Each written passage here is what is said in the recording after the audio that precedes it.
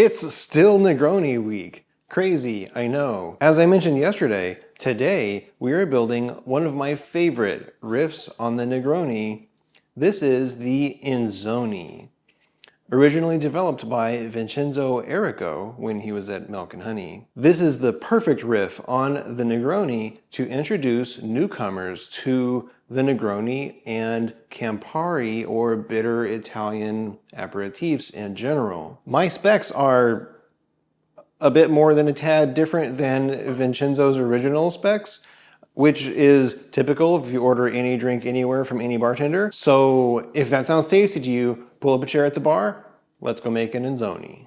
The Enzoni calls for 5 muddled green grapes, and you garnish with green grapes. So we're going to prep all of our grapes, therefore prepping our garnish now. I've picked out 8 decent looking green grapes and washed them ahead of time. I'm just gonna pick the 3 that look the best and put them on my cocktail pick. Go get the mixing glass that lives in your freezer. You have a mixing glass that lives in your freezer, right?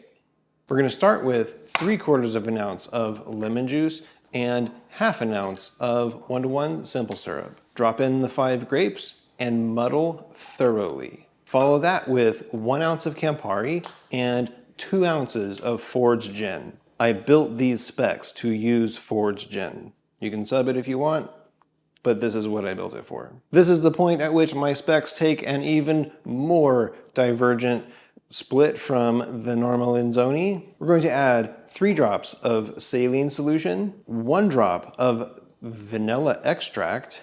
Use a high quality organic vanilla extract, and 1 drop of cayenne pepper tincture. If this sounds crazy to you, that's normal. This is using molecular flavor pairing to elevate the other flavors in the cocktail. It will not taste of vanilla and it will not taste of cayenne, nor will it be spicy at all. These 2 additions make the other, mostly the fruity flavors in the Enzoni, pop. Stir on plenty of ice and double strain into a prepared rocks glass that also lives in your freezer.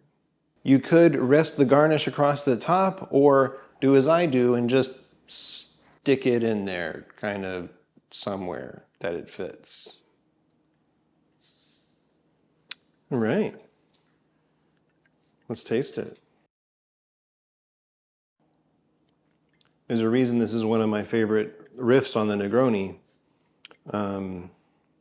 You definitely get the characteristic bitter of Negroni, but it elevates the fruity notes of Campari.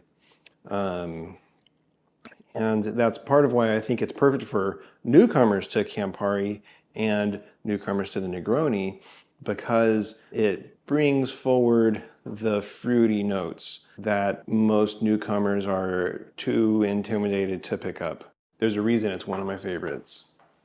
If you want to learn more about why I added single drops of vanilla and cayenne tinctures, go check out this video on molecular flavor pairing and how to use it to develop secret ingredients.